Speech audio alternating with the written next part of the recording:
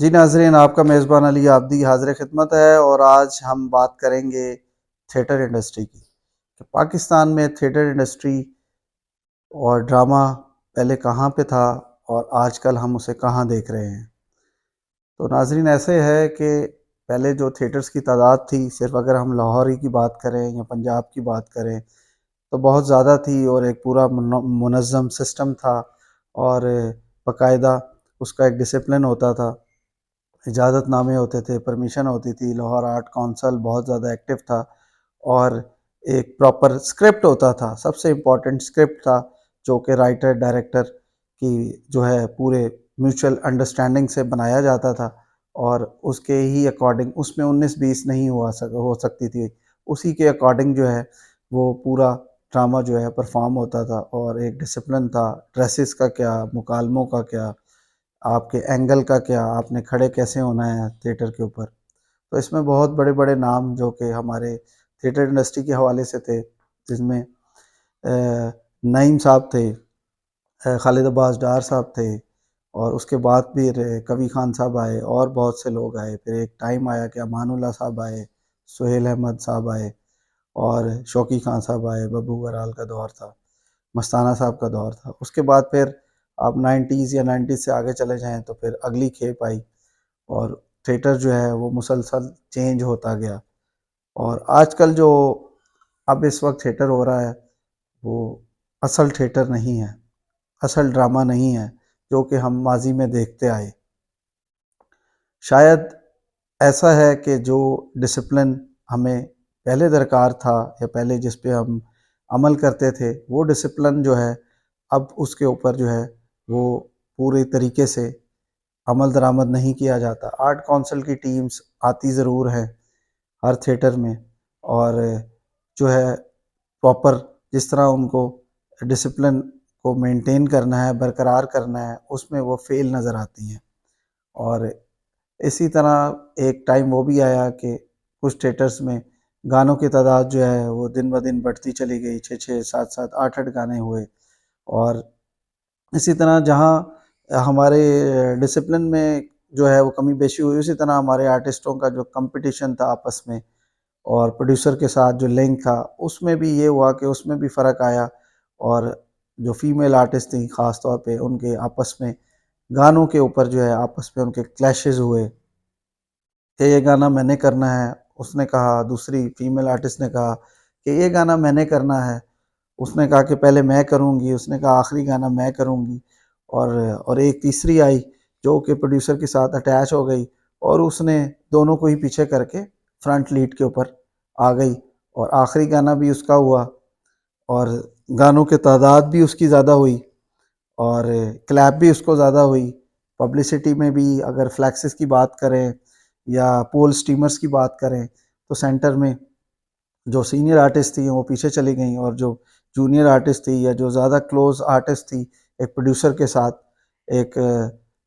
Theatre owner के साथ, उसकी तस्वीर को ज़्यादा हाईलाइट कर दिया गया, पब्लिसिटी को ज़्यादा हाईलाइट कर दिया गया। ये तो माज़ी में भी हमें देखने में मिलता रहा है कि जो प्रोड्यूसर के ज़्यादा करीब रहीं आर्टिस्ट, उनका जो है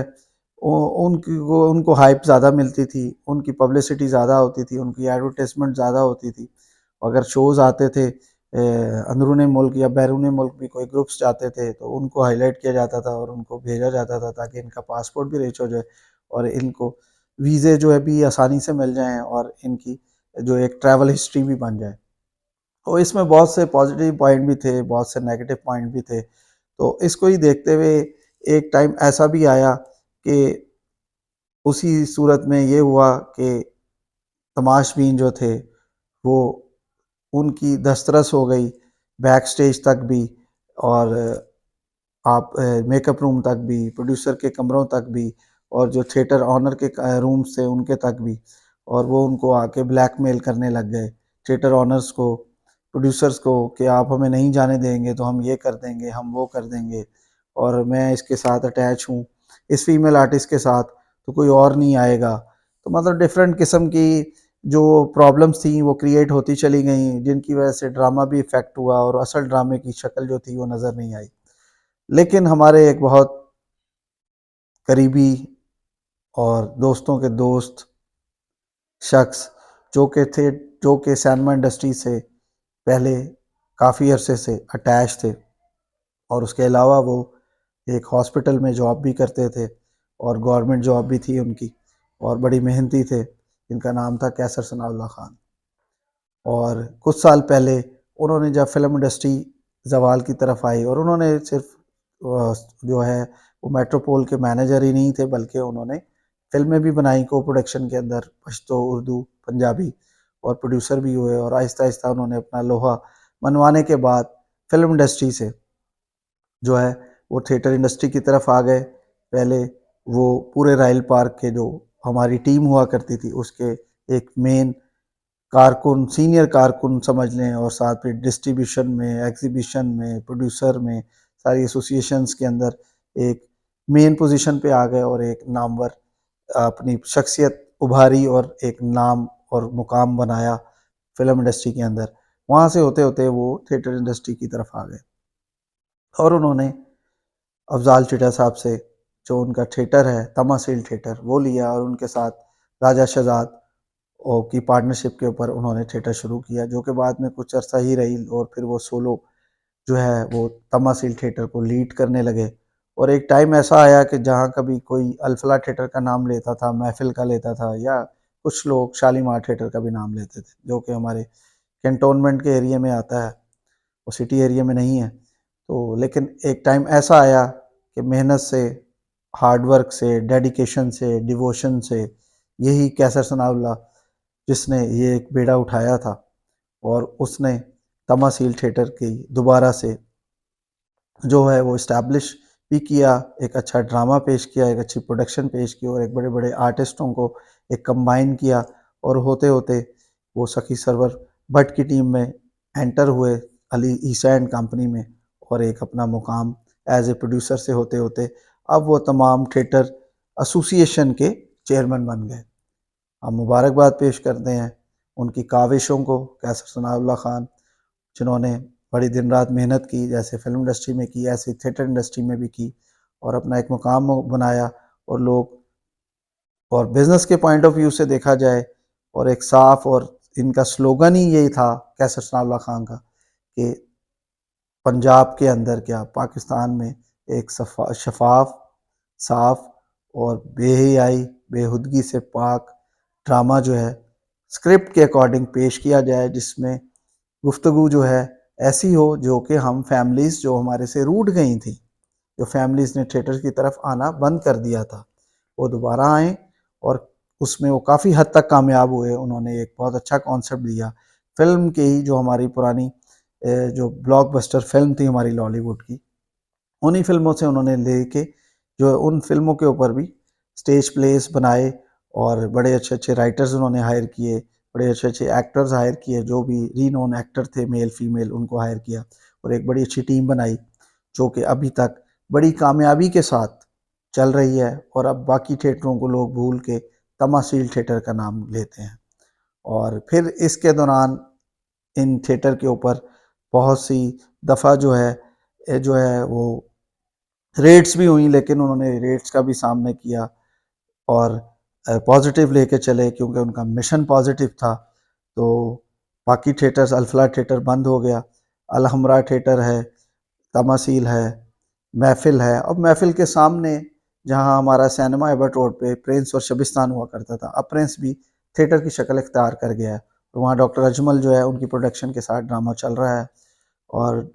जो है दूसरा, मियाँ ब्रदर्स जो हैं वो शालीमार थिएटर को देख रहे हैं, अली ईसा एंड कंपनी महफिल थिएटर को भी देख रही है, अरशद चौधरी प्रोडक्शंस और अली ईसा एंड कंपनी महफिल थिएटर को जो है रन कर रहे हैं। और अब ये थिएटर इंडस्ट्री जो है फ्लोरिश कर रही है। अब डिसिप्लिन भी इसी तरह, हमारा जो आर्ट कौंसल का किरदार है वो भी बड़ा अहम है। और जो अब हमारी नून लीग की हुकूमत है, पंजाब हुकूमत, इसमें डॉक्टर उज़्मा, जो हमारी उज़्मा बुखारी हैं, जो हमारी मिनिस्टर हैं पंजाब की, वो गाहे बगाहे थिएटर्स पे छापे भी मारती हैं, विज़िट भी करती हैं, मेकअप रूम तक भी चली जाती हैं, और ड्रेसेस पे भी जाके चेक करती हैं, कहाँ आर्टिस्ट क्या कर रहे हैं, कैसे कर रहे हैं। तो आर्ट कौंसल भी बहुत एक्टिव है, पंजाब हुकूमत भी एक्टिव है। हम चाहते हैं कि वो एक्टिव रहें, लेकिन पॉजिटिव रहें, नेगेटिव ना हो। ये लोग जो अपने आर्टिस्टों और बड़ी-बड़ी दूर दराज इलाकों से आर्टिस्ट निकलते हैं गुरबत में और बड़े शहरों में आते हैं और उनको जुनून और इश्क